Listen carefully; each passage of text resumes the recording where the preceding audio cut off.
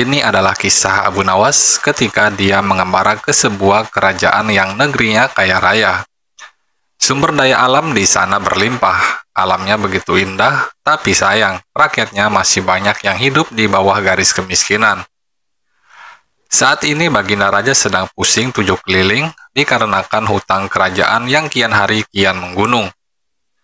Negeri tetangga selalu menawarkan uang kepada raja untuk dipakai membangun negeri. Awalnya Baginda Raja sangat senang hatinya bisa membangun jalan sampai ke pelosok negeri. Namun tanpa disadarinya, pinjaman sudah tak terkendali, sementara pembangunan jalan baru separuh saja. Mendengar Abu Nawas datang berkunjung, Baginda Raja segera memanggilnya untuk meminta nasihat. "Wahai Abu Nawas, sangat senang hatiku engkau mau datang ke kerajaanku ini." "Terima kasih Baginda, hamba juga senang Baginda. Betapa tidak, hamba yang hanya seorang pengembara bisa hadir diajak untuk makan siang di istanamu yang megah ini." "Makanlah sepuasmu wahai Abu Nawas, jangan malu-malu." "Kalau boleh tahu, ada apa gerangan Baginda Raja memanggil saya ke istana?" "Habiskanlah dulu makananmu, baru nanti saya bercerita." Abu Nawas segera menyelesaikan makannya agar Baginda Raja menceritakan maksud undangan itu. "Tidak enakkah makananku ini, Abu Nawas? Begitu tergesa-gesanya kau makan." "Tidak, Baginda. Makanan ini sangat enak. Aku sebagai seorang pengembara tidak boleh makan banyak-banyak sebab perjalananku masih jauh." "Baiklah kalau begitu, mari kita jalan-jalan ke halaman belakang sambil kuceritakan maksud dirimu kupanggil ke istana." Abu Nawas dengan hati yang berdebar-debar mengikuti Baginda Raja dari sebelah kanan beliau. "Begini Abu Nawas, aku saat ini sangat pusing tujuh keliling. Aku berusaha keras sekuat tenaga agar hidup rakyatku sejahtera. Namun yang terjadi malah sebaliknya, negeriku terlilit hutang. Apa yang harus aku lakukan Abu Nawas?" "Kenapa bisa terlilit hutang Baginda Raja? Bukankah negeri ini sangat kaya raya?" "Itulah Abu Nawas, memang negeri ini sangat kaya, namun rakyatku tak mampu mengelolanya. Maka sumber daya alam seperti tambang emas dan minyak bumi dibantu oleh negeri tetangga untuk mengelolanya. Semuanya berjalan dengan baik, tidak ada yang salah." "Lalu kenapa bisa berhutang jika tidak ada yang salah?" "Banyak negeri tetangga menawarkan pinjaman. Mereka bilang, jika seluruh rakyat ingin menikmati kekayaan negeri ini, maka aku harus membangun jalan raya sampai ke pelosok negeri. Jadilah aku bangun jalan sampai ke negeri terluar sekalipun. Tapi apa yang terjadi? Negeriku ini sangat luas, sehingga butuh biaya yang sangat besar untuk membangun jalan. Kini sebelum pembangunan itu tuntas, hutangku telah menggunung. Memang, negeri tetangga tidak mempermasalahkan hutang tersebut. Cuma aku sangat resah. Jika aku lanjutkan pembangunan ini, bisa jadi negeri ini tidak mampu lagi membayar hutang. Alhasil, bisa tergadai semuanya." Abu Nawas terdiam beberapa saat memikirkan cara yang jitu. Tak lama, Abu Nawas membisikkan sesuatu ke telinga Baginda Raja. 2 hari sejak Abu Nawas ke istana, maka diundanglah raja-raja negeri tetangga yang telah meminjamkan uang ke kerajaan Baginda Raja ini. Ada 4 orang raja yang diundang, yaitu Raja Negeri Utara, Barat, Timur, dan Selatan. Mereka diundang untuk mengikuti sayembara. Begini teman-teman dari negeri Utara, Barat, Timur, dan Selatan.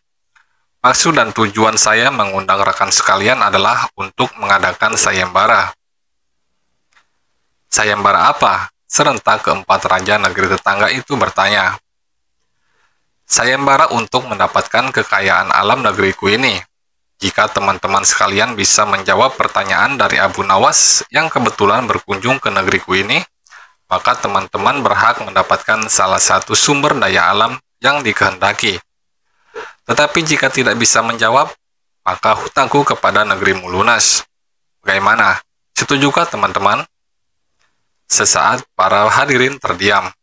Mereka berpikir keras untung dan ruginya sayembara ini. Raja Negeri Utara, aku sih tidak keberatan. Setuju, kata Raja Negeri Barat. Raja Negeri Timur, ya boleh saja. Raja Negeri Selatan, ayo Abu Nawas, keluarkan pertanyaanmu biar seluruh kekayaan alam negeri ini bisa berpindah ke kerajaanku. Dengan tidak membuang-buang waktu, naiklah Abu Nawas ke podium untuk memberikan pertanyaan sayembara. Pertanyaannya mudah saja, yaitu mana yang lebih dulu, telur atau ayam? Alasannya harus masuk akal. Raja Negeri Utara, telur lebih dulu. Alasannya apa? Tanya Baginda Raja. Tidak mungkin ayam lebih dulu karena ayam berasal dari telur. Kalau begitu, siapa yang mengerami telur? Tanya Baginda. Raja Negeri Utara terdiam dengan wajah pucat. Terbayang hutang Baginda Raja lunas dengan sendirinya. Raja Negeri Barat menjawab, ayam lebih dulu. Berikan alasannya juga, temanku, tanya Baginda Raja. Ayam betina dibuahi oleh ayam jantan sehingga dia bisa bertelur. Makanya ayam tercipta lebih dulu. Dari mana asalnya ayam? Tanya Baginda Raja. Dari telur, jawab Raja Negeri Barat. Nah, berarti bukan ayam yang lebih dulu. Tenggorokan Raja Negeri Barat mendadak menjadi tersekat. Ia tak bisa berkata-kata lagi.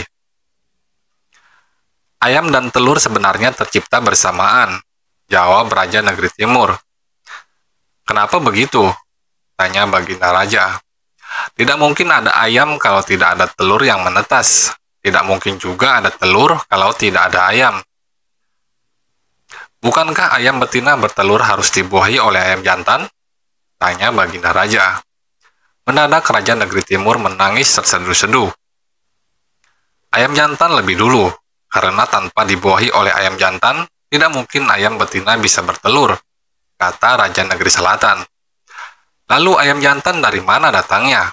Tanya Baginda lagi. Sama dengan teman-temannya yang lain, Raja Negeri Selatan tidak bisa menjawab pertanyaan Baginda Raja. Wahai Abu Nawas, sebenarnya mana yang lebih dulu? Tanya Baginda Raja.